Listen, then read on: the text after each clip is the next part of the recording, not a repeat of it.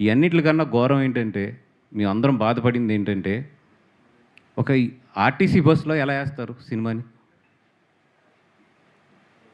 అసలు ఓకే. అడ్ర అంటే ఒక ఏ ఆర్టీసీ బస్‌లో ఒక సినిమాని తీసుకొచ్చి మూడో రోజు ఏసేస్తే, ఇంక మీ ప్రొడ్యూసర్‌లు ఏం జేయాలి మేము? ఏపీఎస్ఆర్టీసీలో నేను పొద్దున్న ఆయనకి ట్వీట్ చేశాను వాళ్ళకి. వాళ్ళ చైర్మన్ గారికి కూడా నేను డైరెక్ట్‌గా పెట్టి ట్వీట్ చేశాను.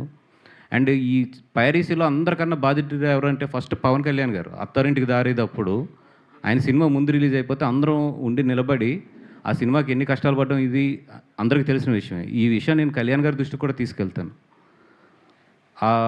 వే2 న్యూస్‌లో పొద్దున్నొచ్చింది మాకు. ఆ మొత్తం వాళ్ళ దగ్గర వీడియో కూడా ఉన్నట్టుంది. వాళ్ళు వీడియో పెట్టకుండా ఓన్లీ స్క్రీన్ షాట్ పెట్టి వాళ్ళు మొత్తం న్యూస్ రాశారు. వాళ్ళు ఆ సర్వీస్ నెంబర్‌తో సహా రాశారు మొత్తం. అది సర్వీస్ నెంబర్ 3066 ఏపీఎస్ఆర్టీసీ పలాస నుంచి విజయవాడ వెళ్ళే ఆర్టీసీ బస్ అది. దాంట్లో ఏసారు. నేను పొద్దున్న ట్యాగ్ చేశాను కూడా వాళ్ళని. ట్యాగ్ చేస్తే ఇప్పుడు వరకు దాని మీద ఏమి యాక్షన్ తీసుకున్నారో, రియాక్షన్ తీసుకున్నారో నాకు ఏమీ తెలీదు.